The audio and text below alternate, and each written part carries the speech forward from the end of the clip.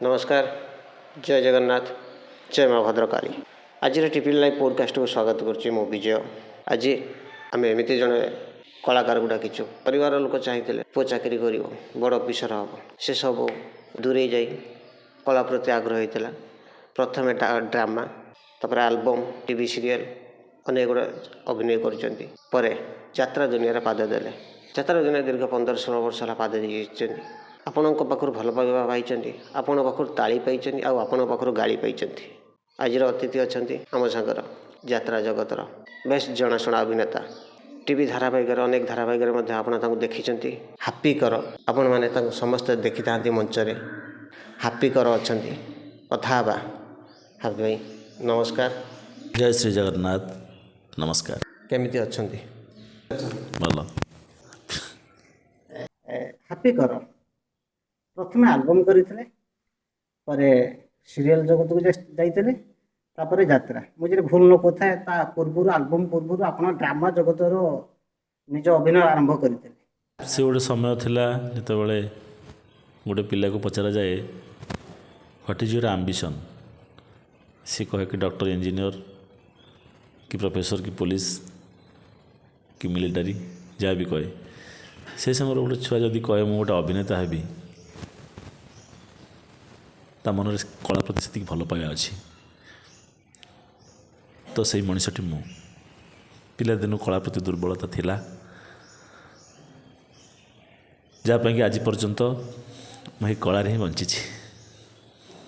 भाई प्रथम आम देखा बापा जन डॉक्टर घरे जाना डॉक्टर परिवार आसतु बापा कौन चाह नी हाप्पी तू डॉक्टर हबू मु डॉक्टर माने डॉक्टर हबू निश्चित समस्त तो सबू बापा माँ मैंने से चाहती सेमती मो घर लोक भी चाहते तो से मन दुख थी कि मुझे लाइन की पशि आसती। केते वर्ष अभिनय जगत को पाद प्रथम आरंभ कौट करते 2003 मसीहा ता पूर्व तो मुझे कम करी हाँ 2003 मसीह मुझे आसली टीवी लाइन की ता पूर्व आमर सेपटे हुए प्रत्यक्ष ठाकुर दंड ठाकुर आप जानते चैत्र मसरे हुए आगुरी से दंड यात्रा सब होता कालक्रमे सेटा परिणत है सामाजिक नाटक रे ठाकुर जमी रे कि सामाजिक नाटक परिवेशन करा जाए से प्रथम अभिनय आरंभ करी गाँ ड्रामा स्कूल ड्रामा तापर दंड यात्रा तापर टीवी लाइन आल्बम दुनिया सीरियल दुनिया तापर 2010 मसीह यात्रा कला लाइन की आपणे नहीं बापा कि माँ कहीं कौन विरोध कर कि जेहेतु गोटे डॉक्टर परिवार बापा निश्चित चाहते कि पुओ जड़े चाकरी कर ऑफिसर हम कि डॉक्टर हम एमती अनेक स्वप्न थी जेहेतु पुओ जो कला लाइन की पशि आसी बापा मान कौन दुख था ना बापा बापा और माँ विरोध करते कि आप कलाटा से धार्तव्य अपराध नुह जे विरोध तो होता तो सेते मात्रा विरोध करनथिले जेतेबेले मु फास्ट टाइम मु जाइथिले प्रथम थर मो आल्बम जेतेबेले कली सीरियल कली घरे खुशी थिले तापर मु यात्रा को आसिली 5-7 वर्ष पर मत नयनकांत आचार्य यात्रा जगत जने दक्ष सुनाम धन्य मैनेजर सी मत प्रथम सुजोग देते पार्वती गणनाट्य 2010 मसीहा से दिन आज पर्यंत प्रभु को आशीर्वाद चली प्रथम यात्रा जो पार्वती बोधे आपण अभिनय आरंभ करते पार्वती कौ नाटक प्रथम अभिनय करते प्रथम तंकर थिला से समय बाबा आसुचंती स्वप्न सुंदरी साबतमा से सावित्री एमती बहुत भल भल नाटक थिला मुझे भूल न कथा आप दीर्घ 15-16 वर्ष है अभिनय कले 15-16 वर्ष भितर आप अभिनय कर सारे हिसाब करूँ प्रति वर्ष जो 4 खंड नाटक हुए 15-4 खंड नाटक 60 खंड नाटक भितर आपन को कौ नाटक बेस भल लगी सब नाटक तो भल प्रथम वर्ष पार्वती गोटे साबतमा से सावित्री नाटक थिला मोर भल आ गोटे नाटक थिला मन पड़ुनी भल भल नाटक थिला ତାପର ବର୍ଷ ଇଷ୍ଟର୍ଣ୍ଣରେ ସେ ବି ଗୋଟେ ଦେବତା, ସେ ଗୋଟେ ଭଲ ନାଟକ ଥିଲା। ତାପର ବର୍ଷ ଥିଲା ସୁଖ ପରଦେଶୀ ଦୁଃଖ ପଡ଼ୋଶୀ, ଦେବତା, ଇଏ ଲୁହ ନଈ କୂଳେ କରିଛୁ ଘର। ତାପର ବର୍ଷ ପୁଣି ବହୁତ ଭଲ ଭଲ ନାଟକ, ବହୁତ ପ୍ରତି ବର୍ଷ ଭଲ ଭଲ ନାଟକ ମୁଁ ପାଇଛି, କାମ କରିବାକୁ ସୁଯୋଗ ପାଇଛି। ନାଟକ ଭିତରେ ନାଟକ ଅନେକ ପାଇଛନ୍ତି, ଅନେକ ମଞ୍ଚ ଦେଖିଛନ୍ତି। ଦୀର୍ଘ 15 ବର୍ଷ 16 ବର୍ଷ ଭିତରେ ଆପଣ କେଉଁ ପାର୍ଟି ଆପଣଙ୍କୁ ବେଶ ସଫଳତା ଦେଇଛି ବୋଲି ଆପଣ ଭାବିଛନ୍ତି? ତୁଳସୀ, ମୁଁ 5-7 ବର୍ଷ କାମ କଲା ପରେ ତୁଳସୀରେ ଆସି କାମ କଲି। ତୁଳସୀ ହିଁ ପରିଚୟ ଦେଇଥିଲା ମୋତେ ସେ ସମୟରେ। ଯେତେବେଳେ ପ୍ରଥମେ ତୁଳସୀ ନବକଳେବର ହେଇକି ଆରମ୍ଭ କଲା, ଯିଏକି ଅନନ୍ତ ନାରାୟଣ ଧଳ, ନାଣ୍ଡୁବାବୁ ପାର୍ଟିଟାକୁ ତାଙ୍କ ହାତକୁ ନେଲେ, ସେହି ସମୟରେ ଆମେ ପ୍ରଥମେ ଯେଉଁ ଖୁଣ୍ଟିପତିଆ ଲୋକ ହେଲା ଆମେ, ସୁରେଶ ପଣ୍ଡା, ମୁଁ, ଆଉ ରଞ୍ଜିତ ଭାଇ, ବିରଞ୍ଜି ନାରାୟଣ, ଫାଦର ଯିଏ, କମେଡ଼ି ମଣି, ସାନମଣି, ଜୁଲି ପଣ୍ଡା, ରାଧା, କମଳ, ସୋନାଲି, ସେ ସମୟରେ ସବୁ ଭଲ ଭଲ ଟୁକୁ ଭାଇ, ହଁ ଟୁକୁ ବାପି ଭାଇ ଯିଏ ଅଛନ୍ତି, ଭଲ ଭଲ ଷ୍ଟାଫ୍ ସବୁ ସେ ସମୟରେ ଥିଲେ, ଯେଉଁଟାକି ତୁଳସୀ ସେ ସମୟରେ ଗୋଟେ ଦମଦାର କ୍ରେଜ୍ ସୃଷ୍ଟି କରିଥିଲା ଓଡ଼ିଶା ଯାତ୍ରା ମାର୍କେଟରେ, ଯେଉଁଟାକି ସେ ସମୟରେ ପ୍ରଥମେ ଆମେ ତୁଳସୀର ମଙ୍ଗ ଧରିଥିଲୁ। କେଉଁ ନାଟକ ଆପଣ ତୁଳସୀର ବେଶ ପରିଚୟ ଦେଇଥିଲା ଏବଂ ଲୋକ ଜାଣିଥିଲେ ହଁ ଇଏ ଜଣେ କଳାକାର? ଦେଖନ୍ତୁ, ତୁଳସୀ ଯେଉଁ ସମୟରେ ପ୍ରଥମେ ବାହାରିଥିଲା, ସେ ସମୟରେ ତାଙ୍କର ଭଲ ଭଲ ନାଟକ ସେ ଦେଇଥିଲା। କ'ଣ କଲା ସେ, ମାଳିସାହି ମୀରା କାହାରି ନୁହଁ, ବନ୍ଧା ପଡ଼ିଗଲା ସୁରେଶ ପଣ୍ଡା, କାନ୍ଦନାରେ ଏ ଆଖି ତୁ କାନ୍ଦନା, ଶହେ ଶହେରେ ଖେଳ, ଆଉ ବହୁତ ବହୁତ ନାଟକ 3 ବର୍ଷ ଭିତରେ ମିନିମମ୍ 10 ଖଣ୍ଡ ନାଟକ ମୁଁ କରିଛି ତୁଳସୀର, ଭଲ ଭଲ ନାଟକ। ମୁଁ ଯେଉଁ ଦେଖିଛି ଅନେକ ଯାତ୍ରା ବି ଦେଖିଛି ଆପଣଙ୍କର। ଯାତ୍ରାରେ ବିଭିନ୍ନ ବିଭିନ୍ନ ଚରିତ୍ର ଆପଣଙ୍କର ରହିଛି। କେଉଁଠି ଗୋଟେ ସାଧାରଣ ପିଲା ହେଇଛନ୍ତି, କେଉଁଠି ଗୁଣ୍ଡା ବି ହେଇଛନ୍ତି, କେଉଁଠି ହିରୋ ବି ହେଇଛନ୍ତି। ତାପରେ ଗୋଟେ ନାଟକ ଦେଖିଥିଲି ବୋଧେ, ସେ ନାଟକର ପୁରା ପଗଡ଼ି ଫଗଡ଼ି ବାନ୍ଧିକି ପୁରା ଭିଲେନ୍ ଆସିଛନ୍ତି, ପୁରା ଛିଞ୍ଚତ୍ର କରିକି ଆସିଛନ୍ତି, ପୁରା ଷ୍ଟେଜ୍ ମଞ୍ଚକୁ ଆସିଛନ୍ତି। ସେଟା କେଉଁ ନାଟକ ଥିଲା କହିପାରିବେ କି? ମୋର ମନେ ଅଛି, ଆପଣ କହିବେ କି କେଉଁ ନାଟକ ଥିଲା? ଆମ ଗାଁ ଜଗନ୍ନାଥ ତମ ଗାଁ ହେଲା, ଯେଉଁଠି ସେ ନାଟକଟା ମୋର ଆକ୍ଚୁଆଲି ସେ ଚରିତ୍ରଟା ନୁହଁ, ବୁଝିଲେ ନା, ସେ ଚରିତ୍ରଟା ଆଉ ଗୋଟେ ଜଣ କଳାକାରଙ୍କର। ଯେତେବେଳେ ମୁଁ ସେ ବର୍ଷ ଗଲି ସେ ନାଟକଟା ମୋତେ କରିବାକୁ ସୁଯୋଗ ମିଳିଲା, ତ ମୁଁ ସାର୍ଙ୍କର ପରାମର୍ଶ ନେଇଥିଲି, ସାର୍ ଏ ନାଟକଟା ଏଥିରେ କିଛି ମୁସଲମାନ ବାହାରୁଛନ୍ତି, ମୁଁ ଗୋଟେ ବ୍ରାହ୍ମଣ ହେଇକି ବାହାରିଲେ କେମିତି ହୁଅନ୍ତା? ସାର୍ କହିଲେ ଠିକ୍ ଅଛି, ଚିନ୍ତାଧାରା ଠିକ୍ ଅଛି, ତୁମେ କର। Tapas Swain director, Arun Barik writer. ମୁଁ ତାଙ୍କୁ ପଚାରିଥିଲି ସେଇ ଚରିତ୍ରରୁ ନିଜେ ହିଁ ମୁଁ, ଆମ ସେଠି ଯେ ପ୍ରଯୋଜକ ଥିଲେ, ଆମର ସ୍ୱର୍ଣ୍ଣମହଲ ପ୍ରଯୋଜକ ମହତ ବାବୁଙ୍କ ପରାମର୍ଶ ମଧ୍ୟ ନେଇଥିଲି। ସେଇଟା ଗୋଟେ ନିଜସ୍ୱ କରିଥିଲି, କେତେ ଦୂର ଠିକ୍ କରିଛି ଭୁଲ କରିଛି ମୁଁ ତ ଜାଣିନି। ସେ ନାଟକରେ ଆକ୍ଚୁଆଲି ମୋର ଚରିତ୍ର ସେଇଟା ନଥିଲା, ସେଇଟା ଆଉ ଜଣଙ୍କ ଚରିତ୍ର। ମୁଁ ସେ ବର୍ଷ ଗଲା ପରେ ସେ ଚରିତ୍ର ମୋତେ ମିଳିଲାନି। ପୁରୁଣା ନାଟକ କାମ କରିବାକୁ ପଡ଼େ, ଯେଉଁ ନୂଆ ଆର୍ଟିଷ୍ଟ ଯାଆନ୍ତି, ତ ସେଇଟା କିଛି ଲୋକଙ୍କୁ ଭଲ ଲାଗିଛି। ଆଉ ସେଇଟା ଥିଲା କିଛି ନିଜସ୍ୱ ରହେ। ତାପର ବର୍ଷ ସେ ସାର୍ଙ୍କର ବହୁତ କାମ ବି କରିଛି ସେ ନାଟକ, ସେଇ ପାର୍ଟିରେ ଟପ୍ ନାଟକ ଅସତୀ ତୁଳସୀ ସତୀ ଚଉରା। ତାପର ବର୍ଷ ଗୋଟେ ନାଟକ କରିଥିଲି, ବଢ଼ିଆ ନାଟକ ଗୋଟେ କରିଛି, କିନ୍ତୁ ସେ ବର୍ଷ ସେ ନାଟକଟା ମୋର ପ୍ୟାଚ୍ ଥିଲା, ମାନେ ଜଣେ ଆର୍ଟିଷ୍ଟଙ୍କର କାମ ମୁଁ କରୁଥିଲି। ହାପି ଭାଇ ଜଣେ ବହୁତ ଭଲ ମଣିଷ, କଥାବାର୍ତ୍ତା ହୁଅନ୍ତି ହସି ହସି କଥା ହେଇଥାନ୍ତି। ଆଉ ସେ ଯେଉଁ ହସି ହସି ଯେତେବେଳେ ସମସ୍ତଙ୍କ ସାଙ୍ଗରେ କଥା ହେଇଥାନ୍ତି, ହାପି ଘର କେବେ ଚାହିଁନାହାନ୍ତି ଦର୍ଶକଙ୍କୁ ତାଙ୍କ ନିଜ ଆଡ଼କୁ ଆକୃଷ୍ଟ କଲା ଭଳିଆ। ଆମେ ଯଦି ହାପି ଭାଇ ଦେଖିବା, ବର୍ତ୍ତମାନ ଅନେକ କଳାକାର ରହିଛନ୍ତି, ବହୁତ କଳାକାର ରହୁଛନ୍ତି, ମୁଁ ସେମାନଙ୍କ ନାଁ ନେଉନି। ଯଦି ଦେଖିବା କିଛି ଗୋଟେ ଟ୍ରେନିଂ ଚାଲୁଛି, ଯେଉଁଟା ଦର୍ଶକ ଚାହୁଁଛନ୍ତି କି ଏଇ ଦର୍ଶକ ଚାହିଁଲେ ହସେଇବା ପାଇଁ, ସେ ଅନେକ କଳାକାର ରହିଛନ୍ତି, ଦର୍ଶକଙ୍କୁ ହସେଇ ପାରୁଛନ୍ତି, ଅନେକ କଳାକାର ରହିଛନ୍ତି ରଗେଇ ପାରୁଛନ୍ତି। ଏ ହାପିଙ୍କର ଏସବୁ ବାବଦକୁ ଚାହିଁଛନ୍ତି କି ମୁଁ ଆଗ କରି ଦର୍ଶକଙ୍କ ପାଖକୁ ଯାଇ ପହଞ୍ଚି ପାରିବି? ଦେଖନ୍ତୁ, ଅଭିନୟ ମଞ୍ଚରେ ଆମେ କରୁଛେ, ଏ ଦୁନିଆରେ ଆମେ ସମସ୍ତେ ଜଣେ ଜଣେ ଅଭିନେତା। ଆମେ ହେଲୁ ମଞ୍ଚ ଅଭିନେତା, ଆମ ପ୍ରଫେସନ୍ ମଞ୍ଚରେ ଅଭିନୟ କରିବା। ଆମେ ଯଦି ବାସ୍ତବ ଜୀବନରେ ଅଭିନୟ କରିବା କେତେ ଦିନ, ଯେଉଁଟା ନ୍ୟାଚୁରାଲ୍ ତା'ର ଲଙ୍ଗଜୁରି ଅଛି। ଯେଉଁଟା ଆମେ ଶୁଣନ୍ତୁ ଛଳନା କରି କେତେ ଦିନ ବଞ୍ଚିବା। ତେଣୁକରି ମୋ ଜୀବନରେ ମୁଁ ସେ ଜିନିଷ କରିନି। ସେଥିପାଇଁ ମୁଁ ଗୋଟେ ଷ୍ଟେବୁଲ୍ ଗୋଟେ ଜାଗାରେ ଅଛି। ନା ମୁଁ ଖସି ଯାଇଛି, ନା ମୁଁ ଉପରକୁ ଯାଇଛି। ଉପରକୁ ଯିବାକୁ କେବେ ଆଶା ନାହିଁ। ଖସିବି ସେଟା ଦର୍ଶକ ଦେବତାଙ୍କର ହାତରେ କଥା। ଭଲ ସମୟ ଆସିଲେ ମଣିଷ ଉପରକୁ ଯିବ, ଖରାପ ସମୟ ଆସିଲେ ମଣିଷ ଖସିଯିବ। କିନ୍ତୁ ଯେଉଁ ଷ୍ଟେବୁଲ୍ରେ ଆମେ ଯାଉଛେ, ମୋର ସୋପାନଟା ହେଲା ଏମିତି ଧୀରେ ଧୀରେ ଧୀରେ। ହଠାତ୍ ପିକ୍ ଯିଏ କରିବ ସେ ହଠାତ୍ ପଡ଼ିଯିବ, ଦମକିଣି ପଡ଼ିଯିବ। ତେଣୁକରି ମୁଁ ଯଦି ଖସିବି ଗୋଟେ ଷ୍ଟେପ୍ ଖସିବି। ମୋ ଚିନ୍ତାଧାରା ସେୟା। ମୁଁ ସେଇ ପ୍ରକାର ମଣିଷକୁ କଳାକାରଙ୍କୁ ଭଲ ପାଉଛି, ମଣିଷଙ୍କୁ ଭଲ ପାଏ, ଦର୍ଶକଙ୍କୁ ଭଲ ପାଏ।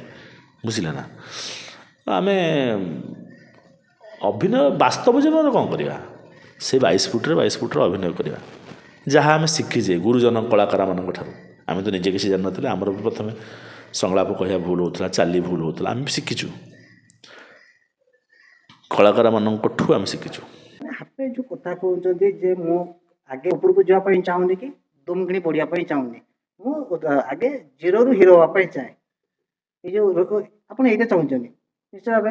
ଆମେ ଯଦି ଦେଖିବା ଅନେକ ନାଟକରେ ଆପଣ ଅନେକ ରହିଛନ୍ତି, ଆପଣ ଏପର୍ଯ୍ୟନ୍ତ ହାପି ଭାବିଛନ୍ତି କି ହଁ ମୁଁ ଦର୍ଶକଙ୍କ ହୃଦୟରେ ରହିଛି? ନିଶ୍ଚିତ। ଜଗନ୍ନାଥଙ୍କର, ମା ତାରିଣୀ, ମା ଶାରଳାଙ୍କର ଆଶୀର୍ବାଦ। ଯେତେବେଳେ ମଞ୍ଚକୁ ଚଢ଼ିଥାନ୍ତି ଦର୍ଶକଙ୍କର ତାଳି ଏବଂ ଗାଳି, ଆମେ ଯଦି ଦେଖିବା ଆପଣ ବି ଆଲବମ୍ କରିଛନ୍ତି, ସିରିଏଲ୍ ବି କରିଛନ୍ତି, ଛୋଟ ପର୍ଦ୍ଦାରେ କରିଛନ୍ତି। କିନ୍ତୁ ହଠାତ୍ ଯାତ୍ରାକୁ ଆସିବା ପାଇଁ ଆପଣ କାହିଁକି ମନେ ପଡ଼ିଲା ଏବଂ ଯାତ୍ରା ଆଉ ସିରିଏଲ୍ ଆଲବମ୍ ଭିତରେ ପାର୍ଥକ୍ୟଟା କ'ଣ ରହୁଛି? ଶୁଣନ୍ତୁ, ଯେତେବେଳେ ଗାଁରେ ମୁଁ ଡ୍ରାମା କଲି, ମୋର ଯେଉଁମାନେ ସହକର୍ମୀ ଥିଲେ ସେମାନେ ମୋତେ ପ୍ରେରଣା ଯୋଗାଇଲେ ଯେ ତୁ କରିପାରିବୁ। ମୋ ଗାଁରେ ଜଣେ ଭାଇ ବୁଲୁ ଭାଇ ବୋଲି, ସିଏ କିଛି ସାଙ୍ଗ ମୋର ମୋତେ ସେ କହିଲେ ତୁ ଯା ସେଠି କ୍ଲିକ୍ କରିପାରିବୁ। ସେମାନେ ମୋ ଭିତରେ କିଛି ଗୋଟେ ଜିନିଷ ଦେଖିଥିଲେ, ଯେଉଁଟାକି ସେମାନଙ୍କର କଥାକୁ ମୁଁ ଗୋଟେ ବଡ଼ ଶକ୍ତି ନେଇକି ମୁଁ ଆସିଥିଲି ସେ ସମୟରେ ଯାତ୍ରା କରିବା ପାଇଁ। ନୟନକାନ୍ତ ଆଚାର୍ଯ୍ୟ ମୋତେ ସୁଯୋଗ ଦେଇଥିଲେ ସେ ସମୟରେ। ତ ସେଇଦିନଠୁ ଆଜି ପର୍ଯ୍ୟନ୍ତ ଠାକୁରଙ୍କ ଆଶୀର୍ବାଦରୁ, ଦର୍ଶକଙ୍କ ଆଶୀର୍ବାଦରୁ ଚାଲିଛି। ଆଉ ଗୋଟେ କଥା ଦେଖିବା, ଆମେ ବି ବର୍ତ୍ତମାନ ଏବେ ସୋସିଆଲ ମିଡ଼ିଆ ଯୁଗରେ ଆମେ ସୋସିଆଲ ମିଡ଼ିଆରେ ବେଷ୍ଟ ଭିଡ଼ିଓ ବି ଦେଖିଛୁ, ଅନେକ କଳାକାରଙ୍କର ମଧ୍ୟ ପ୍ରତିବାଦ ବି ଦେଖିଛୁ। ଯେତେବେଳେ ଗୋଟେ କଳାକାରଟେ ପ୍ରଥମ ଆସିଥାଏ ତାକୁ ସିନିୟର କଳାକାର ମାନେ ବିଭିନ୍ନ ନାନା କଥା କହିଥାନ୍ତି, ସେଇଟା କ'ଣ ସତ? ଆମେ ଯଦି ମୋତେ ଏଇଟା ସୁବାସ ବେହେରା କହିଥିଲେ। ଯାତ୍ରା ଜୀବନ ଆସିବା ପୂର୍ବରୁ ମୋତେ ପ୍ରଥମେ ସୁବାସ ବେହେରାଙ୍କ ସାଙ୍ଗରେ ମୋର ଭଲ ସମ୍ପର୍କ। ସିଏ ଜଣେ ମୋର ବଡ଼ ଭାଇ। ସିଏ ଆମ ଘରକୁ ଯାଇଥିଲେ। ସିଏ ମୋ ଘରେ ମୋ ଜେଜେବାପାଙ୍କୁ ସିଏ କହିଥିଲେ ନାତିକି ଛାଡ଼, ମୁଁ ଜଣେ ଇଞ୍ଜିନିୟରିଂ ଷ୍ଟୁଡ଼େଣ୍ଟ, ମୁଁ ଯାତ୍ରାକୁ ପୁଣି ଆସିଛି ନା ନାହିଁ। ତ ତାଙ୍କ କଥା ଶୁଣିକି ଘରେ ଟିକେ ରାଜି ହେଇଥିଲେ ସେ ସମୟରେ। 2006 ମସିହା କଥା କହୁଛି ମୁଁ। ସେ ଗୌରୀ ଗଣ୍ଡାଟାରେ ଥିଲେ। ତ ସୁବାସ ମୋତେ ଗୋଟେ କହିଥିଲେ ହାପି ସବୁବେଳେ ଗୋଟେ କଅଁଳିଆ ମାଟିଟେ ହେଇଯିବୁ, ଯେଉଁଟା ଯିଏ ଗୋଡ଼ ମାରିଲେ ବି କିଏ ଗଲା ଆଜି ଗୋଡ଼ ମାରିଦେଲା, କାଲି ଆଉ ଜଣେ ଗୋଡ଼ ମାରିଦେଲା, ତାପରଦିନ ଆଉ ଜଣେ ଗୋଡ଼ ମାରିଦେଲା, ଏମିତି ଗୋଡ଼ ମାରି ମାରି ସୁନ୍ଦର ମୂର୍ତ୍ତିଟିଏ ହେଇଯିବୁ। ତୁ ଗୋଟେ ଶକ୍ତ ପଥରଟେ ହେଇଯିବୁ, ତୋ ଦେହରେ ଗୋଡ଼ ବାଜିଲେ ସମସ୍ତେ ଭୟ କରିବେ, ନାଇଁ ପଥରଟା ପଡ଼ିଛି ସାଇଡ଼୍ ହେଇକି ଯିବେ, ମୂର୍ତ୍ତିଟେ ହେଇଯା। ତେଣୁକରି ଆମେ ଯଦି ସେଟା ରାଗିଂ ବୋଲି ଭାବିବା, ରାଗିଂରେ ଯିବ। ଯଦି ଭାବିବା ଆମକୁ କିଛି କହୁଛନ୍ତି ସିନିୟର ମାନେ, ଆମେ ଯଦି ତାଙ୍କୁ ସେ ଜିନିଷକୁ ଅକ୍ଷରେ ଅକ୍ଷରେ ପାଳନ କରିବା, ସେଇ ଜିନିଷ ନାହିଁ ଭାଇ। ସେଥିପାଇଁ ବେଳେ ଦୁଃଖ ଲାଗୁଛି। ଆମେ ସିନିୟରମାନଙ୍କୁ ଯେଉଁ ଭଳିଆ ସମ୍ମାନ କରୁଥିଲୁ, ଯେଉଁମାନେ ଭକ୍ତି କରୁଥିଲୁ, ଯେଉଁ ଭଳିଆ ଆମେ ତାଙ୍କର ଆଜ୍ଞାଧୀନ ଥିଲୁ, ନାହିଁ। ଗୋଟେ କାହାକୁ କହିବାକୁ ଭୟ ଲାଗୁଛି ଆତ୍ମସମ୍ମାନ ପାଇଁ। ତ ଆମେ ତ ଅଲଗା ଟାଇପ୍ର ଲୋକ, 19-20 କଥା ହେଲା, ମୁଁ ତ ଛାଡ଼ିବା ଲୋକ ନୁହଁ। ତେଣୁକରି ମୁଁ କାହିଁକି କଣ୍ଟ୍ରୋଭର୍ସିରେ ପଶିବି, ଦୂରେଇ ରହିଯିବାଟା ଭଲ। ସାଦା ଜୀବନଯାପନ କରିବା ପାଇଁ ଆପଣ ଚାହାନ୍ତି? କାହାକୁ କହିବାକୁ ଭୟ ଲାଗେ। ମାନେ ବର୍ତ୍ତମାନ ଯୁଗ କଥା କହୁଛି, ମାନେ ଯେଉଁ କୁହନ୍ତି ଅଳ୍ପ ବିଦ୍ୟା ଭୟଙ୍କରୀ, ଇଣ୍ଡଷ୍ଟ୍ରି ସେୟା ହେଇଗଲାଣି। ଆଉ ସେଠି ଆଉ ସେଇ ଯେଉଁ ସ୍ୱାଦ ନାହିଁ ଯେଉଁଟାକି ନାଟୁଆମାନଙ୍କ ସେ ନାଟ କରିବ, ଫାଟୁଆ ପଶି ଆସିଲେ କ'ଣ ହେବ?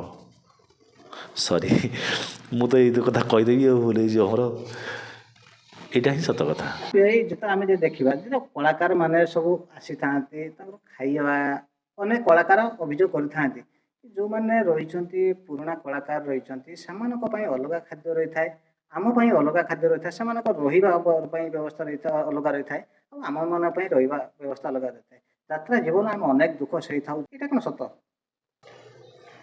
ସତ ଏଇଟା, କିନ୍ତୁ ମୋ କଥା ମୁଁ କହିବି, ମୁଁ ଯେଉଁ ପାର୍ଟିରେ ବର୍ତ୍ତମାନ ପାଇଁ ଅଛି ସେଇ ପାର୍ଟିରେ ମୁଁ ଆମର ସେ ଯେ ମେସ୍ ଦାୟିତ୍ୱରେ ଯେଉଁମାନେ ଥାଆନ୍ତି ମୁଁ ସେମାନଙ୍କୁ କହିଦିଏ ଆମ ପାର୍ଟିରେ ଷ୍ଟାଫ୍ ଯେଉଁ ଖାଦ୍ୟ ଖାଇବେ ଆମକୁ ତୁମେ ସେଇ ଖାଦ୍ୟ ଦେବ।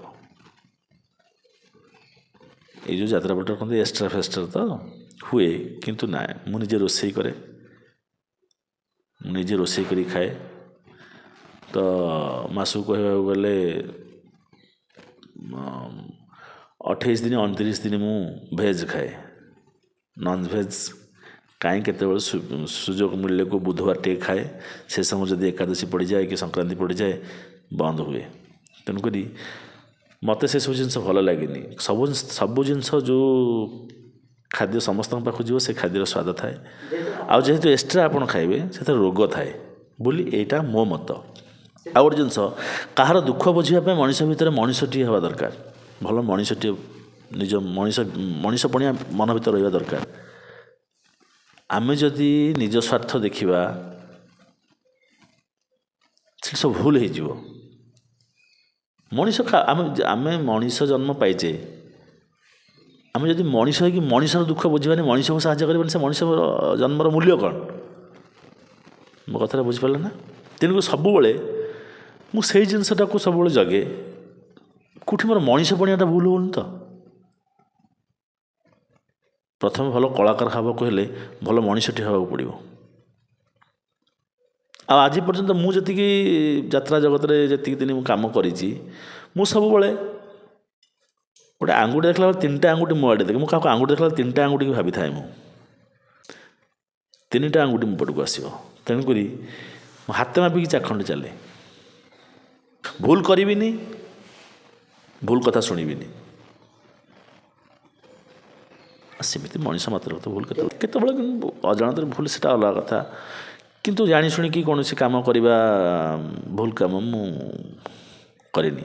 ତାପରେ ବି ଏତେ ଜଗି ରଖି ମଧ୍ୟ ଜୀବନରେ ଘାତ ପ୍ରତିଘାତ ଆସିଛି, ଭୁଲ ରାସ୍ତାର ଶିକାର ହେଇଛି, ଖରାପ ସମୟ ପଡ଼ିଛି, ଖରାପ କଥା ଶୁଣିଛି, ବର୍ତ୍ତମାନ ଭଲ ସମୟ ଆସିଛି, ଭଲ କଥା ବି ଶୁଣିଛି। ତେଣୁକରି ଦୁଃଖ ବେଳେ ଭାଙ୍ଗି ପଡ଼ିବାନି, ସୁଖ ବେଳେ ପୁରା ମ୍ରିୟମାଣ ହେଇଯିବାନି, ସବୁବେଳେ ସ୍ଥିର ମନୋବୃତ୍ତି ହେଇ ରହିବା ଭଲ। ଆମେ ଆଗକୁ କଥା ହେବା। ଗୋଟେ ସୁନ୍ଦର ଆପଣଙ୍କ ଅଭିନୟ କରିଥିବା ନାଟକର ଗୋଟେ ସୁନ୍ଦର ଡାଇଲଗ, ଯେହେତୁ ଆପଣଙ୍କୁ ଭଲ ଲାଗିଛି, ଦର୍ଶକଙ୍କୁ ଭଲ ଲାଗିଛି। ପ୍ରଥମେ ଗୋଟେ କଥା ଡାଇଲଗ କହୁଛି ଆମର ମିଛ ମିଛ ମିଛ, ସବୁ ସମ୍ପର୍କ ଏଠି ମିଛ, ଯେଉଁଠି ହସ ବଦଳରେ ଲୁହ ମିଳେ, ଯେଉଁଠି ବିଶ୍ୱାସ ପାଇଁ ପ୍ରମାଣ ଦେବାକୁ ପଡ଼େ, ଏ ମଣିଷ ସେଠି ମଣିଷ ଭିଡ଼ ଜମେଇବାକୁ ଭଲ ପାଏ, ସମ୍ପର୍କଠୁ ଦୂରେଇ ଆସେ, ଆଉ ସେଇ ସମ୍ପର୍କର ସୂତାକ୍ଷକୁ ଏ ମଣିଷ ତା ନିଜ ଅହଙ୍କାରର କଇଁଚିରେ କାଟି ଟିକ୍ ଟିକ୍ କରିଦିଏ। ଏ ମଣିଷକୁ ତା ବିଚ୍ଛେଦଠୁ ବିଚ୍ଛେଦ ହେବା ପାଇଁ ନିଜଠୁ ବିଚ୍ଛେଦ ହେବାକୁ ପଡ଼େ। କୋଣାର୍କର ଭଗ୍ନଶିଳା ପରି ଏଣେ ତେଣେ ଛିଟିକି ପଡ଼ିଥାଏ। ହେ ନିଶିଗନ୍ଧା, ତମେ କେଉଁଠି? ଥରୁଟିଏ ତ ମୋତେ ଦେଖା ଦେଇଯାଅ। ଆରେ ସତରେ ନହେଲା ନାହିଁ, ସପନରେ ଥରୁଟିଏ ତ ଦେଖା ଦେଇଯାଅ। ନିଶିଗନ୍ଧା ତମେ କେଉଁଠି? କେଉଁଠି ନିଶିଗନ୍ଧା ତମେ କେଉଁଠି? ମୁଁ ଭାବୁଥିଲି ମୁଁ ବୋଧେ ମଞ୍ଚରେ ଯାତ୍ରା ଦେଖୁଛି, ଆପଣ ଖଳନାୟକ ଅଭିନୟ କରିଛନ୍ତି। ସେ କେଉଁ ଖଳନାୟକ ଗୋଟେ ସୁନ୍ଦର ଡାଇଲେକ୍ଟ, ଯୋଉଠି ଦର୍ଶକମାନଙ୍କୁ ଚମକେଇଲା ଭଳିଆ ସେ ଯୋଉଟା ସୁନ୍ଦର ଅଭିନୟ କରିଥିବେ ଆଉ ଡାଇଲେକ୍ଟ କରିଥିବେ, ଯୋଉ ଦର୍ଶକମାନେ ଆପଣଙ୍କୁ ରାଗି ଯାଇକି ଆପଣଙ୍କୁ ଟେକା ପଥର କରିଥିବେ, ହେଇଛି ଆପଣଙ୍କ ସାଙ୍ଗରେ ସେମିତି କୋଉଠି ହେଇଥିଲା? ହଁ ସେଇଟା ହେଇଛି ଗୋଟେ ମୁସଲମାନ ଚରିତ୍ର ମୁଁ କରିଥିଲି। ଲା ଇଲାହା ଇଲ୍ଲାଲ୍ଲାହୁ मुहम्मद रसूलुल्लाह। मामा बेगम उधर क्या जा रही है, इधर आओ, डरो मत, इधर आओ। मोहापी खान मुड भल थे जेंटलमैन, मुड खराब हेले डेंजरमैन। संलापटा मन ना बर्तमान गोटे संलाप कौच मोहापी ना अच्छी मोर टाइटेल ना डिटो कॉपी, हसिले दिए मो पपी, रागिले बढ़ाए बीपी। ए हाफिज को मर्डर करे ना रखे प्रमाण ना रखे सुराग, ब्रह्मा भी टेर पाइबेनी सार। ତାପରେ ଆଉ ତ ଆଗକୁ ଆମେ କଥା ହେବା ଯେ ଯାତ୍ରା ଜୀବନ ଆଉ ସିରିଏଲ ଆଉ ଆଲବମ୍ ଜୀବନ। ଯାତ୍ରା ଜୀବନରୁ ଅନେକ ଦୁଃଖ ରହିଛି। ଆମେ ଯେ ଦେଖିବା ପୂର୍ବରୁ ଆମେ ଅନେକ କଳାକାର ସାଙ୍ଗରେ ବି ମଧ୍ୟ କଥା ହେଇଛୁ, ଅନେକ କଳାକାରଙ୍କ ପାଖରୁ ଶୁଣିଛୁ। କିନ୍ତୁ ଯେତେବେଳେ ଯାତ୍ରା କଳାକାରଟିଏ ଅନ୍ୟ କାହା ଘରେ ରହିଥାଏ, ଆମେ ଯେଉଁ ପରିବେଶ ରହିବା ସେ ପରିବେଶକୁ ଯଦି ଠିକ୍ ସଫାସୁତୁରା ରଖିବା, ଆମକୁ କିଏ ଗୋଟେ ଆଙ୍ଗୁଠି ଦେଖିବା କାହିଁକି ଯିବ? ତ ଯେହେତୁ ଆମକୁ ରଖିବ ସେ ଆଗ୍ରହ କରିବ, ଖୁସି ହେବେ ଆମକୁ ରଖିବା ପାଇଁ। କଳାକାର ଜଣେ ଆମ ଆର୍ଟିଷ୍ଟ ଆମ ଘରେ ରହୁଛନ୍ତି, ତ ସେମିତି ଘର ଥିବା ଦରକାର। ବର୍ତ୍ତମାନ ସୋସିଆଲ ମିଡ଼ିଆ ଯୁଗ ହେଲା, ଲୋକମାନେ ସମସ୍ତଙ୍କୁ ଜାଣିଲେ କି କଳାକାରଟିଏ ଦୁଃଖ ବୁଝିଲେ। କିନ୍ତୁ ଆମେ ଯଦି ଦେଖିବା ପୂର୍ବରୁ ଆପଣ 15-16 ବର୍ଷ ହେଲା ବିଗତ ଆପଣ କଳା ଲାଇନରେ ରହିଛନ୍ତି ଏବଂ ଯାତ୍ରା ଜଗତରେ ରହିଛନ୍ତି। ପୂର୍ବରୁ ଆପଣଙ୍କ ସହିତ ଏମିତି କାହା ଘରେ ରହିଲେ କ'ଣ କଲେ, ଆପଣଙ୍କ ସହିତ ଏମିତି କିଛି ଘଟିଛି କି? ପୂର୍ବରୁ ଯେତେବେଳେ ମୁଁ ତ ଏଇ 4-5 ବର୍ଷ ହେଲା ମୋ ମିସେସ୍କୁ ଆଣିଲି। ପ୍ରଥମେ ବାହାଘର ଘର ହେଲା ପରେ ଝିଅ ଯେତେବେଳେ ଜନ୍ମ ହେଲା ମୋର, ମୁଁ 5-7 ବର୍ଷ ମିସେସ୍କୁ ଘରେ ରଖିଥିଲି ଛୁଆ ବଡ଼ ହେବା ପାଇଁ। ଛୁଆ ବଡ଼ ହେଲା ପରେ ହଷ୍ଟେଲରେ ଯେତେବେଳେ ଗଲା, ତାକୁ ମୁଁ ଯାତ୍ରା ପଡ଼ିକି 5-7 ବର୍ଷ ଆଣିଲି। କିନ୍ତୁ ତା ପୂର୍ବରୁ ଯେତେବେଳେ ଆମେ ରହୁଥିଲୁ, ଆମ ଘର ପ୍ରାୟ କମ୍ ମିଳେ।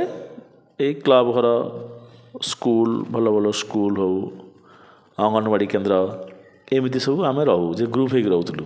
ତାପରେ ମୁଁ 4-5 ବର୍ଷ ପରେ ପର୍ସନାଲ୍ ସିଙ୍ଗିଲ୍ ରୁମ୍ ନେଲି 2-3 ବର୍ଷ।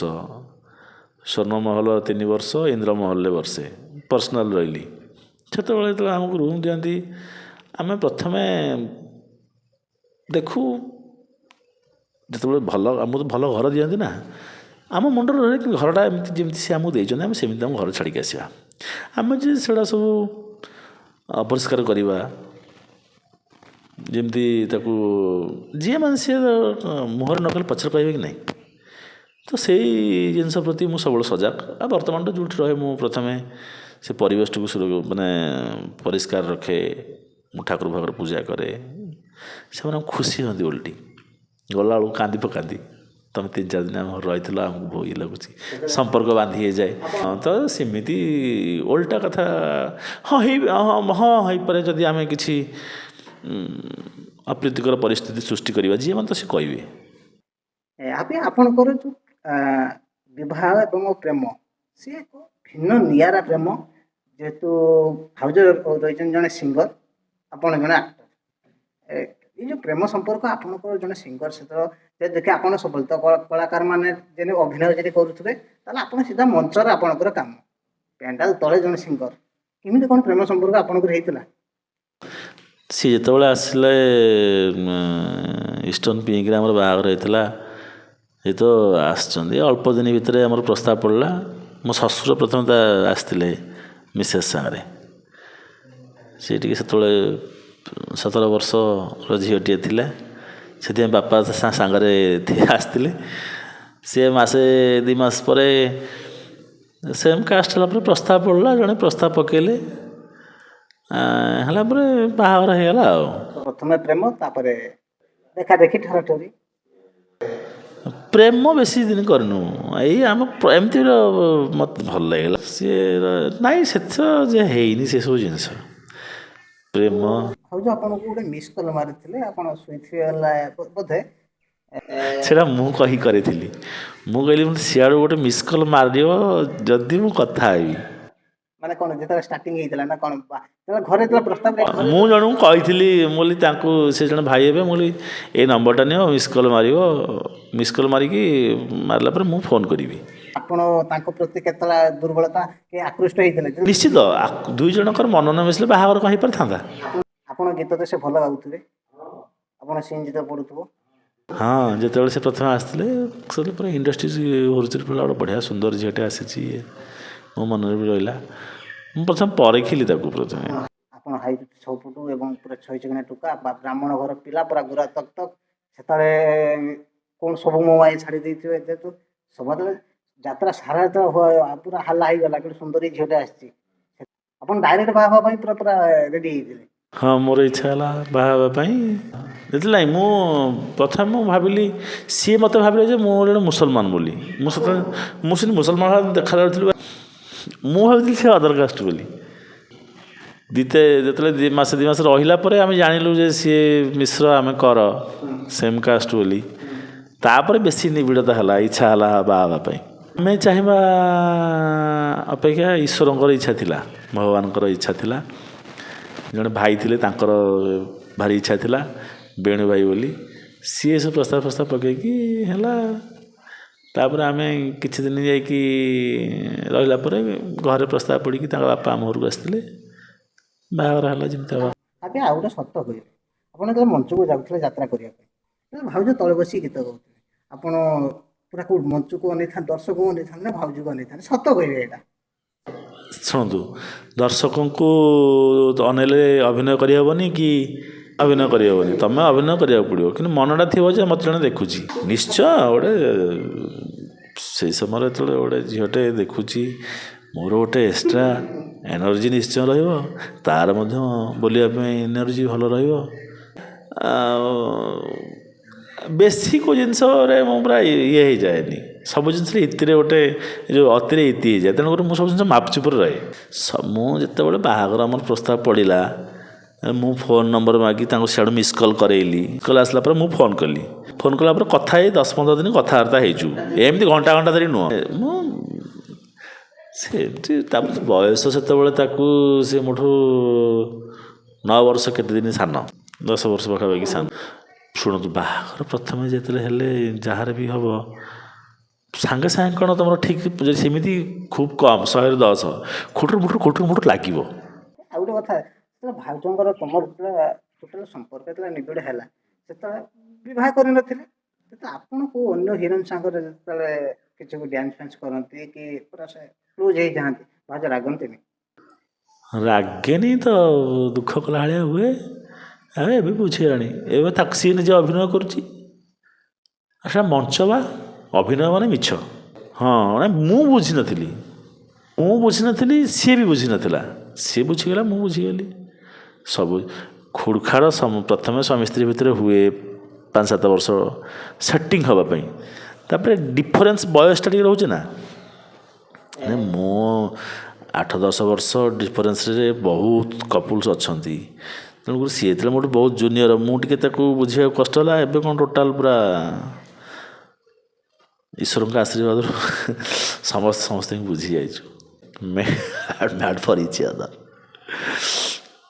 ଯାତ୍ରାରେ ଅନେକ ପଇସା, ଭଲ ପଇସା ମଧ୍ୟ ରହିଛି। ଗୋଟେ କଥା ମୁଁ ଏଠି କହିଦେଉଛି ଆପଣଙ୍କୁ, ଯାତ୍ରା ଭଲ ପଇସା। ଆପଣ ଯେ ଚିନ୍ତା କଲେ ବର୍ଷା ରାତି ଆପଣ ଶାନ୍ତିରେ ଆପଣଙ୍କ ଘରେ ଶୋଇଥିବେ, ବର୍ଷା କୁଢ଼େଇଥିବ, ଜୋର ବର୍ଷା, ଝିପିଝିପି ବର୍ଷା ଚାଲିଥିବ, ଲୋକ ପଶି ଯାଇଛନ୍ତି ହାଉସ୍ ପ୍ୟାକ୍, ଓଦା ହେଇକି ଆସି ଯାତ୍ରା କରିବାକୁ ପଡ଼ିବ ଛତା ଧରିକି। ସେଟା ଭାରି କଷ୍ଟ ଲାଗୁଥିବ ନା, ଯେତେବେଳେ ଆପଣ ରାସ୍ତାରେ ଯାଉଥିବେ, ଶୀତ ଦିନ ଲୋକମାନେ ଘୋଡ଼େଇ ଘାଡ଼ିକି ଶୋଇଥିବେ, ସେ ସମୟରେ ମୁଁ ଆସି କେଉଁଠି ପଡ଼ିଛି ଯାତ୍ରା କରୁଛି। ଶୀତ 6 ଡିଗ୍ରୀ 5 ଡିଗ୍ରୀ 4 ଡିଗ୍ରୀ ସେଲସିୟସ୍ରେ ଆପଣ ବ୍ଲାଙ୍କେଟ୍ ତଳେ ଘୋଡ଼ି ଘାଡ଼ି ହେଇକି ଶାନ୍ତିରେ ଘୁଙ୍ଗୁଡ଼ି ମାରିକି ଶୋଉଥିବେ। ସେତେବେଳେ ଗୋଟେ କଳାକାର ଯିବ ଅଭିନୟ କରିବା ପାଇଁ, କେତେ ଯେ କଷ୍ଟ। ଖରାଦିନ ଗମ ଗମ ଝାଳ ବହୁଥିବ, ଆପଣ ଏସି ଲଗେଇକି ଆରାମରେ ଶୋଇଥିବେ। ଗୋଟେ କଳାକାର ରାତି 11ଟାରେ କେତେ କଷ୍ଟ କରିକି ଯାଇକି ମଞ୍ଚରେ ଧାର ଧାର ଝାଳ ବୋହିକି ଅଭିନୟ କରିବ। ରାତି ଅନିଦ୍ରା ହେଇକି ନିଜ ଦେହର ରକ୍ତକୁ ପାଣି ଫଟେଇକି ଅଭିନୟ କରୁଛି, କେତେ ରୋଗ ସେ କିଣୁଛି। ଆପଣ ପଇସାଟା ସେମାନେ ଦେଖୁଛନ୍ତି, ତାର ପୂର୍ବ କଥାଟା ଦେଖନ୍ତୁ। ଦର୍ଶକ ଟିକେ ବୁଝିପାରୁନାହାନ୍ତି, ସବୁବେଳେ ଈର୍ଷାନ୍ୱିତ ହେଉଛନ୍ତି, ଏତେ ପଇସା ପାଉଛନ୍ତି, ବହୁତ କଷ୍ଟ। ହାପି ଆପଣ ଯେତେବେଳେ ଅଭିନୟ କରିସାରିଲା ପରେ ଯାତ୍ରା, କେତେବେଳେ ବାପା ମାଆକୁ ଆପଣ ଡାକିକି ଯାତ୍ରା ମଞ୍ଚରେ ଦେଖେଇଛନ୍ତି, କ'ଣ କୁହନ୍ତି? ହାପି ତୁ ଭଲ କରୁଛୁ ଯାତ୍ରା, ବାପା କ'ଣ କୁହନ୍ତି? ବାପା କ'ଣ ମୋତେ କିଛି କୁହନ୍ତିନି, ଦେଖନ୍ତି, ଦେଖିକି ଯାଆନ୍ତି ସିଏ ଆଉ ତ ଗପ ଦେଖିବେ, ଷ୍ଟୋରି ଦେଖିବେ। ବାପା ଯେତେବେଳେ ଯାତ୍ରା ଦେଖେଇ ଯାଆନ୍ତି ଆପଣ କ'ଣ କୁହନ୍ତି? ନା ଆରେ ହାପି ତୁ ସେ ସିନ୍ଟା ଏମିତି କରୁଥିଲେ ହେଇଥାନ୍ତା, ସେ ସିନ୍ଟା ସେମିତି କରିଥିଲେ ଆଉ ଟିକେ ଭଲ ହେଇଥାନ୍ତା, ଆଉ ତୁ ଏଇଟା ଏମିତି କରିବାର ଥିଲା, କ'ଣ କହିଛନ୍ତି କେବେ? ନାଇଁ ନାଇଁ ନାଇଁ ଭଲ ସାର୍ଟିଫିକେଟ୍ ଦିଅନ୍ତି। ମୁଖ୍ୟ କଥା ହେଲା ଆମ ଜେଜେବାପା ଜଣେ ଆର୍ଟିଷ୍ଟ ଥିଲେ ଗାଁରେ, ଭାଇ ଭାଉଜ ମାଣିକ ଯୋଡ଼ି। ମୁଁ କହୁଛି ଜେଜେବାପା 94ରେ ଗଲେ 2025 ମସିହାରେ। ସିଏ ଗାଁରେ ସେତେବେଳେ ତାଙ୍କ ଟୋକା ସମୟରେ ହିରୋ ଥିଲେ। ଗାଁରେ ଯେତେବେଳେ ସବୁ ଆର୍ଟିଷ୍ଟ ଆସନ୍ତି ସେତେବେଳେ ମେଲ୍ ମାନେ ଫିମେଲ୍ ରୋଲ୍ କରନ୍ତି, ସେମାନେ ଆସିକି ଆମ ଘରେ ସ୍ୱତନ୍ତ୍ର ରହନ୍ତି। ତ ସେତେବେଳର ସେ ଯେଉଁ ଅନୁଷ୍ଠାନ ତିଆରି କରିବା ଜେଜେବାପାଙ୍କର ଯେଉଁ ଜିଲ୍ ଥିଲା, ଯେଉଁ କଳାଟି ଥିଲା, କାଳକ୍ରମେ ବାବା ମଧ୍ୟ ଖଣ୍ଡେ ଦୁଇ ଖଣ୍ଡ ନାଟକରେ ଅଭିନୟ ଗାଁରେ କରିଥିଲେ। ସେଇ ଛିଟାଟା ମୋଠି ରହିଛି ଆଉ। ଜେଜେବାପା ହେଲେ ବିଶ୍ୱନାଥ, ସ୍ୱର୍ଗତ ବିଶ୍ୱନାଥ କର।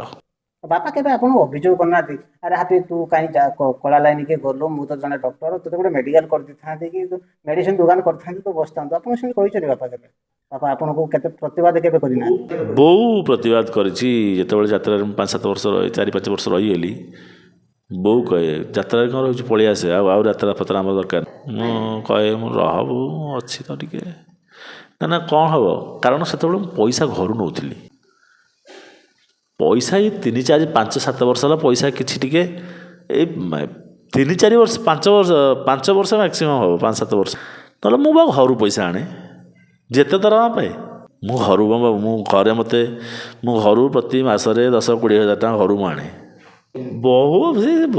ସେତେବେଳେ ପଇସା ତ ମୁଁ ଯଦି ପଇସା ରଖିଥାନ୍ତି ମୁଁ ତ କୋଟିପତି ହେଇଥାନ୍ତି, ଯେତିକି ପଇସା ମୁଁ ଖର୍ଚ୍ଚ କରେ। ଆପଣ ଯେତେବେଳେ ଭୁବନେଶ୍ୱର ଆସିଥିଲେ ଆପଣ କ'ଣ ପଇସା ସବୁ କିଏ ନେଇକି ସେ ବଡ଼ ବଡ଼ିଆ ମାନେ ଖାଇ ଦେଇଥିଲେ କାଳେ, ଏଟା ସତ କି? ହଁ, ଏସବୁ ସେ ସମୟ ଥିଲା। ମୁଁ ଭାବେ ମାନେ ଗୋଟେ କ'ଣ କି, ମୁଁ ଆଉ ସେତେବେଳକୁ ମୁଣ୍ଡରେ ନଥାଏ ଯେ ମୁଁ ଖର୍ଚ୍ଚ କରିଦେଲେ ମୋ ପଇସା ସରିଯିବ, ତାପରେ କ'ଣ କରିବି। ଭାଇମାନେ ଖାଲି ଗୋଟେ ଖୁସି ଅଛି, ଆଉ ମୁଁ ଖର୍ଚ୍ଚ କରିଦେବି। କି ସେ ମାଗିଲେ ହଁ ନିଅ, ନାଁଟା ମୋର ଟିକେ ହୁଏନି। ସେଥିପାଇଁ ମୁଁ ବହୁତ ହଇରାଣ ଜୀବନରେ ପଡ଼ିଛି। ମୁଁ ମନା କରିପାରିବିନି କାହାକୁ କୌଣସି କଥାରେ। ଭାଉଜ ସେ ରାଗନ୍ତିନି?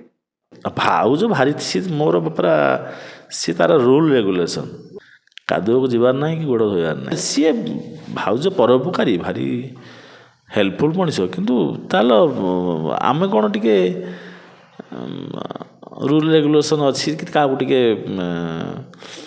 ହଁ କିଏ ଜଣେ ଆମକୁ କ'ଣ କହିଲା କିଏ କଲା କିଛି ନାହିଁ। ଭାଉଜ କିନ୍ତୁ ରାଇଟ୍, ପୁରା ପରଫେକ୍ଟ, ନାହିଁ ତ ନାହିଁ, ହଁ ତ ହଁ। ଘରେ କେମିତି ଭାଉଜକୁ ଭଲ ପାଆନ୍ତି? ବହୁତ, ମୋ ଅପେକ୍ଷା ବହୁତ ଭଲ ପାଆନ୍ତି। ବ୍ଲାଇଣ୍ଡଲି ବିଶ୍ୱାସ କରନ୍ତି ତାକୁ। ସେ ଯଦି କହିବ ଯେ ଆମ୍ବ ଗଛରେ ପଣସ, ହଁ ଅତୀତରେ ଗୋଟେ ପ୍ରୋବ୍ଲେମ୍ ହେଇଥିଲା, ଘରଠୁ ବ୍ଲାଇଣ୍ଡଲି ସପୋର୍ଟ ତାକୁ, ବିଶ୍ୱାସ। ମାନେ ମୋତେ କହିଲେ ତୋତେ ତେଜପୁତ୍ର କରାହେବ, ସମୟ ଖରାପ ପଡ଼ିଥିଲା ଗୋଟେ ହେଇଗଲା, ହଁ ସିଏ ଯାହା କହିବ ଘରେ, ସିଏ ବୋହୂ ନୁହଁ ଝିଅ। ମୋ ଅପେକ୍ଷା ତାକୁ ବେଶୀ ଭଲ ପାଆନ୍ତି ବାବା ବୋଉ।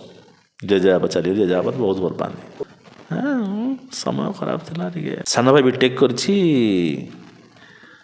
ଅଛି କିଛି କରିନି, ଜବ୍ ପାଇଁ ଟ୍ରାଏ କରୁଛି। ବଡ଼ ଭଉଣୀ ସେ ତ ମ୍ୟାରେଜ୍ କରିଛନ୍ତି ଭୁବନେଶ୍ୱରରେ, ଗୋଟେ ଝିଅ, ତାର 5th କ୍ଲାସ୍ ହେଲା, ଏଇଟା ଭୁବନେଶ୍ୱର ହଷ୍ଟେଲରେ ପଢ଼ୁଛି। ହଷ୍ଟେଲରେ ରହୁଛନ୍ତି। ଯଦି ଦେଖିବା ଗୋଟେ କଳାକାରକୁ ଆମେ ସବୁବେଳେ ନିନ୍ଦା କରିଥାନ୍ତେ, ଗାଳି ଦେଇଥାନ୍ତେ, କିଛି ଗୋଟେ ଅସୁବିଧାରେ ପଡ଼ିଗଲେ, ଯାତ୍ରା କଳାକାରଟିଏ ଯେତେବେଳେ ନିଜ ଛୋଟ ଛୁଆଟାକୁ ଛାଡ଼ି ଦେଇକି ନିଜ ଘରେ ଆସିଥାଏ, ଯେତେବେଳେ ତା ଦେହ ଖରାପ ହେଲା, କ'ଣ ହେଲା, ସେତେବେଳେ ମଞ୍ଚ ଉପରେ ସେ ଯାତ୍ରା କରୁଥାଏ, ସେଇଟା କେତେ କଷ୍ଟ ଥାଏ? ବହୁତ କଷ୍ଟ ଭାଇ। ମୋର ବିଗତ ଦିନରେ ଯେତେବେଳେ ମୁଁ ଥିଲି ସ୍ୱର୍ଣ୍ଣମହଲରେ, ସେତେବେଳେ ଲକଡାଉନ୍ ସମୟରେ ମୁଁ 2ଟା ସିରିଏଲ୍ ଧରିଥିଲି, କାମ କରିଥିଲି ସିରିଏଲ୍ରେ। ହଠାତ୍ ସେ ସମୟରେ ଯାତ୍ରା ଖୋଲିଗଲା। ମାଲିକଙ୍କ ସାଙ୍ଗରେ କଣ୍ଡିସନ୍ ହେଲା, ମୁଁ ଗୋଟେ ନାଟକ ଅଫ୍ ନେବି। ସେ ନାଟକ ମୋତେ ଆଉ ଅଫ୍ ମିଳିଲାନି, ଅଫ୍ ନାଟକ ଦେଲେନି। ତ ମୁଁ 2 ମାସ 3 ମାସ କଣ୍ଟିନ୍ୟू ମୁଁ ରାତିରେ ସକାଳେ ଦିନରେ ସୁଟିଂ କରିକି ରାତିରେ ଆସି ଯାତ୍ରା କରେ।